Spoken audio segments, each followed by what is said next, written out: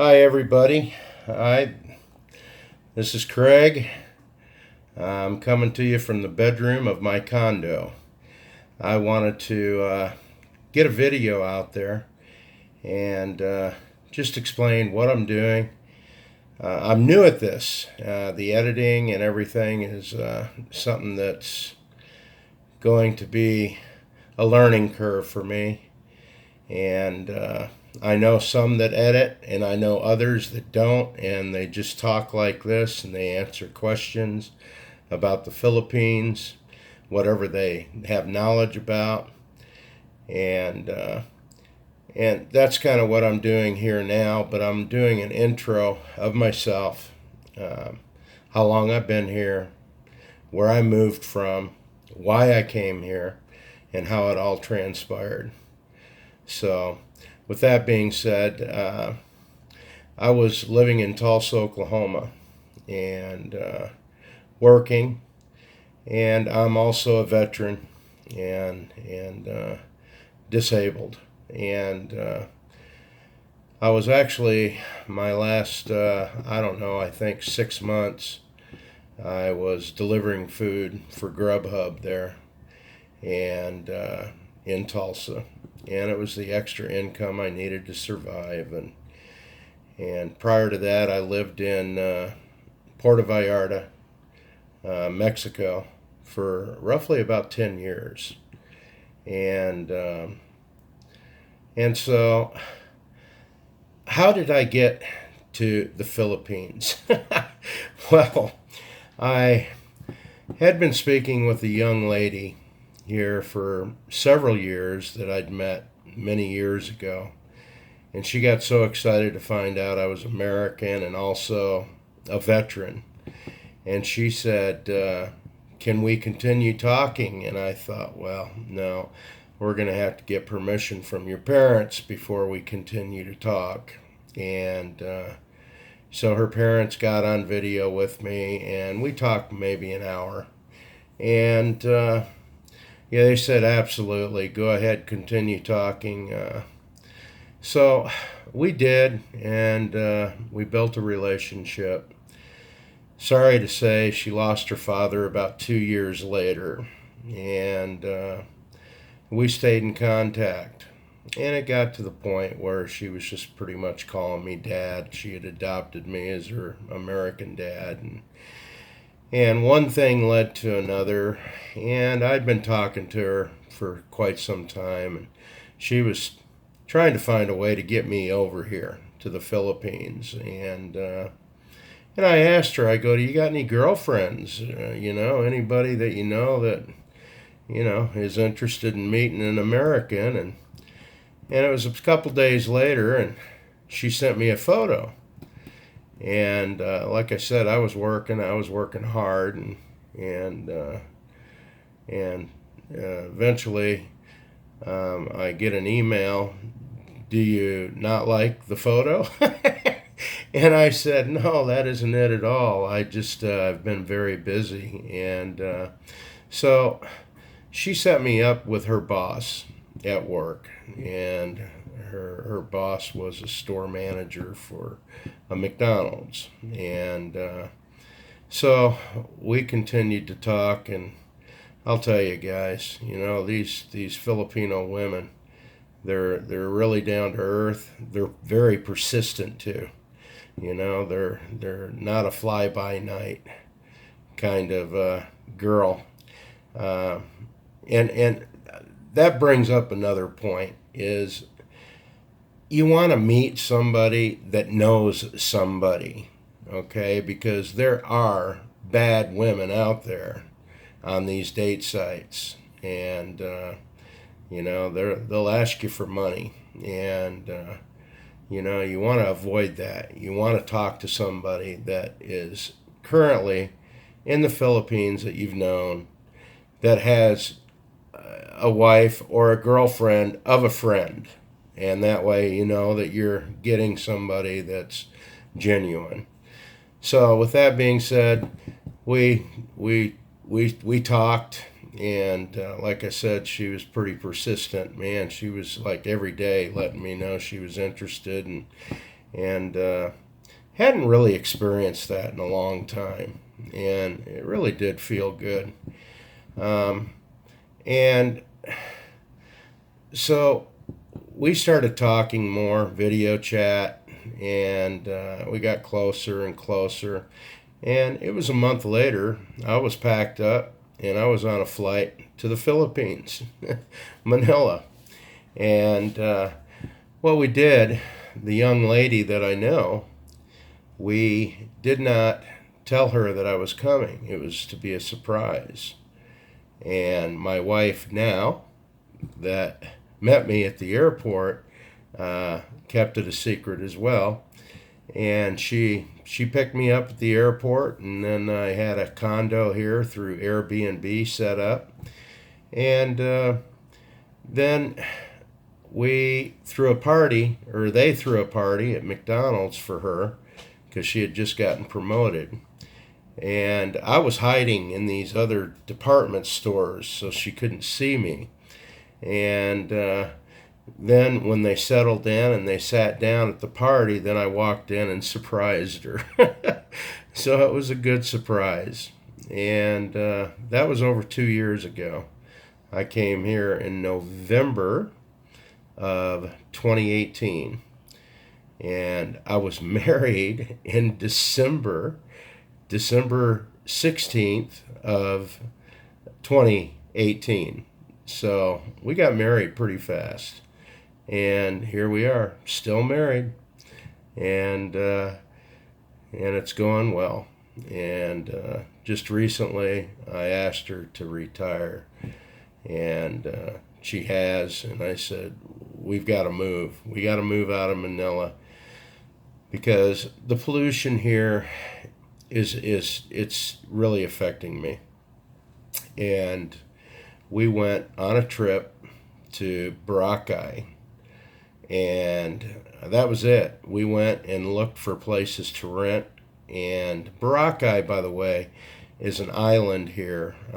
It's a famous island worldwide for one of the most beautiful islands, and white sandy beaches and the crystal clear ocean water. And through the pandemic here, it's been hit hard. And when we were there were so few people, which, isn't good for the community there, but it's good for us. And I know that's going to change eventually, and the tourism will pick up again. But right now, prices are low. It's a good place to live. It's a good place to restore the body and have some sunshine, some ocean water, that sea breeze. And we're going to leave Quezon City, which is by SM North, where we're living. And the traffic is horrendous here. I mean, it takes you an hour to an hour and a half to cross Manila, and it's insane. And my intentions were to pick up and travel right away when I got here with Mare. And Almera is her full name, but for short it's Mare. But I didn't want to uproot her from her family and everything she's been doing, and so I stuck it out. I stuck it out for 2 years, and I said, that's it. No more. Especially after this trip to Boracay, we located a place to rent. It's reasonable for the location, and it's actually bigger than what we were currently in. And the beach is so close, we can walk to it. Everything is so close. They have electric trikes there, and there's so many of them, you're never stranded. And it costs one person 50 pesos, which is $1 American, or 100 pesos for two people to make a trip across the island, which is so reasonable. And there's a lot of different activities. There's some really good restaurants there. We enjoyed a band that could tour worldwide if they wanted to. That's how good they are. I was just in shock when I heard this band. And but anyway, here in 2.5 weeks we'll be moving to Boracay, and I really look forward to it. I really do. I'm just so ready. The congestion in my throat and sinuses were clearing up, and now I'm back in Quezon City, and now it's starting to come back, sinus issues. So it's really a deterrent of living here. But with that being said, I just wanted to put a video out here and let you know that we'll be living there. I can't go live on YouTube. The new rules. You've got to have 1,000 viewers first, and eventually that's what I'd like to do, is go live with you, answer any questions that you might have about the Philippines. And if I don't know it, I can research it, find it out for you, get the latest news, so forth. But any questions about Boracay, how to travel to Boracay, what we had to do to get to Boracay, the travel restrictions within the Philippines are kind of stringent, but to Boracay you just need to have a negative swab test. And that's another whole story I'll share with you. You know what? I'll share it with you now. I always tell my wife, prepare, and so we don't have any hiccups along the way. So she went the first week, a week prior to us leaving, to go check out about this hospital that was offering swab tests. And she went there, and because she has what's called PhilHealth here, it was just discounted enormously. So she went ahead and with the swab test and came back with a negative result. And it was all set up. This is what we've got to do. We'll get there early, and then we'll have the results, because you have to have results within 72 hours of your flight. And it's mandatory. So we had all that set up. So that morning that we needed to go, we did. We showed up. We got out of the taxi, and lo and behold, they stopped doing the swab test. So there's your hiccup. With all the preparation, you still get them. So we left. We went to another hospital and arrived there, and they said, yeah, they're doing swab tests here. But then after 30 minutes of standing there, we realized that you had to register 5 days in advance before you could even get the swab test. So we had to leave there and go to another hospital, which we did. Walked in. They were doing the swab test, but couldn't get the results for 5 days. So off to the next hospital. Finally, the rainbow appeared. They could do it, and they could give you the results in 24 hours, 48, or 72. And I elected to do the 24. I just don't want any problems. Everything was paid for on this trip. So we got the swab test done. We got the negative results. Then you have to register with Boracay Tourism. It's a lot of paperwork, and you got to have these codes and code bars to show them at the airport and so forth. But we're going to be going through that again here on our return to Boracay. We're going to be leaving here roughly around March 7th to move there, have a 2-bedroom there. And I'll do a video of the 2-bedroom once we get there.